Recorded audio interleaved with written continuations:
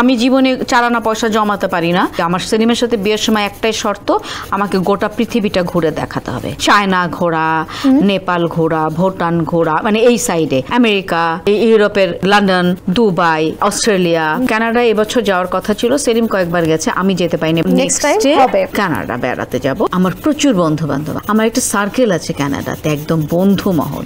India ভালো লাগে, India, America ভালো লাগে, আমেরিকা ভালো লাগে, সিলেট খুবই প্রিয়। এবার নিউজিল্যান্ডে যাওয়ার ইচ্ছা আছে। দেশের বাইরে কখনো কি স্থায়ী হবার চিন্তা না, এরকম প্ল্যান আমার বহুবার ছিল। ম্যাট্রিকের পরে গিয়ে এয়ার হোস্টেসের জন্য ইন্টারভিউ দিতে গেছি, বাসায় এসে প্রচন্ড মার খেয়েছি। আমি ভাবতাম এয়ার হোস্টেস হলে মনে হয় সারা পৃথিবী ঘুরে দেখতে পারবো, কিন্তু এখন ঘুরতে যেতেই ভালো লাগে। এখন পর্যন্ত আপু কয়েকটা মানে কতগুলো দেশে ভ্রমণ করেছেন? আমি অনেক দেশে, আমার পৃথিবীর আমি জীবনে চালানা পয়সা জমাতে পারি না বা জমায়ও না।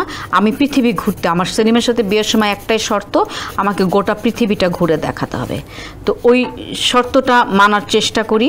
টাকা পয়সা হলেই পৃথিবীর কোনো না কোনো দেশে চলে যায়। আমি একটা মানে চায়না ঘোরা, নেপাল ঘোরা, ভুটান ঘোরা, মানে এই সাইডে ইন্ডিয়ার অনেক স্টেট আমার ঘোরা। আমার পুরো ইন্ডিয়াটা ঘুরে দেখার শখ ছিল, কিন্তু হয়ে ওঠেনি। আর হবে কিনা জানি না, বয়স তো হচ্ছে।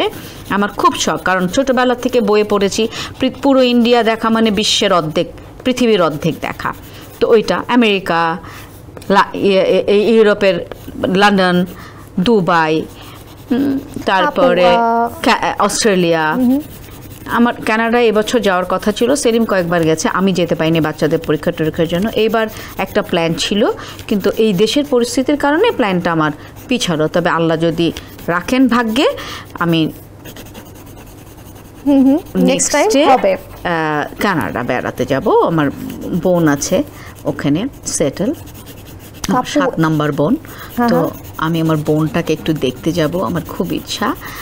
আর আমার প্রচুর বন্ধু বান্ধব, আমার এত ক্লাস ফ্রেন্ডরা, আমার এত থিয়েটারের বন্ধুরা, আমার একটা সার্কেল আছে কানাডাতে, একদম বন্ধু মহল। যদি আমি যেতে পারি তাহলে ওদের সবার সাথে, ওরা খুব ওয়েট করছে যে আমেরিকা। আমার বিভিন্ন স্টেট, অনেক স্টেটে ঘোরা হয়েছে, এবং আমি প্রত্যেক বছর বা 1 বছর পর পরই একটু যাওয়া হয়। আমাদের খুব কাছের কিছু বন্ধু আছে, কাছের কিছু ফ্যামিলি মেম্বার আছে, যে যাদের সাথে। আপু এতগুলো দেশে আপনি ঘুরেছেন, হ্যাঁ, সবচাইতে পছন্দের দেশ কোনটি?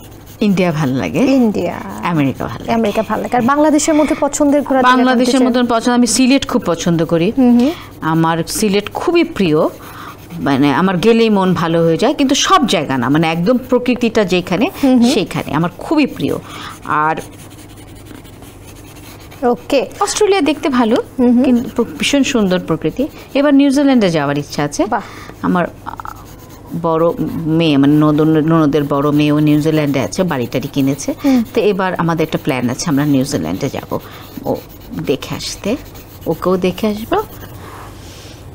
বাহ, দেশের বাইরে কখনো? আমি চেষ্টা করেছি, কতটুকু পরে যাচ্ছি, আমাদের প্রশ্নটা লাগবে আর লাগবে না। ঠিক আছে, হয়ে গেছে আমাদের আর্ট। আমরা আর্ট নিয়ে কথা বলছি, পরে আমাদের কিছু প্রশ্ন রয়ে গেছে। সরি, ঠিক আছে। তো আপু একটু জানতে চাই, সেটা হচ্ছে যে দেশের বাইরে কখনো কি স্থায়ী হবার চিন্তা? না, এরকম প্ল্যান আমার বহুবার ছিল। আমি ছোটবেলায় ভাবতাম যে আমি এই দেশে থাকবো না। আমার একবার মনে আছে, আমি ম্যাট্রিকের পরে গিয়ে এয়ার হোস্টেসের জন্য ইন্টারভিউ দিতে গেছি, বাসায় এসে প্রচন্ড মার খেয়েছি। তখন আমার ধারণা ছিল প্লেনে উঠলে সারা পৃথিবীতে চলে যাওয়া যাবে, মানে আমার এরকম একটা মানসিক ইয়ে ছিল। আমার বাংলাদেশে থাকার ইচ্ছা কখনোই ওইভাবে ছোটবেলা থেকে ছিল না। আমার খুব বিদেশ ঘোরার শখ, আমার পৃথিবী দেখার শখ। তো আমি ভাবতাম এয়ার হোস্টেস হলে মনে হয় সারা পৃথিবী ঘুরে দেখতে পারবো, আমি সব দেখতে পারবো। আলটিমেটলি হয়নি, প্রচুর বিদেশ যাওয়া হয়। এখন আর মনে হয় যে বাচ্চা কাচ্চারা যদি সেটেল হতো কোথাও, তাহলে হয়তো যেতাম আসতাম, কিন্তু এখন ঘুরতে যেতেই ভালো লাগে। আচ্ছা, সেন্সেশন ক্লাসিক স্ট্রবেরি ও কফি ভ্যারিয়েন্টে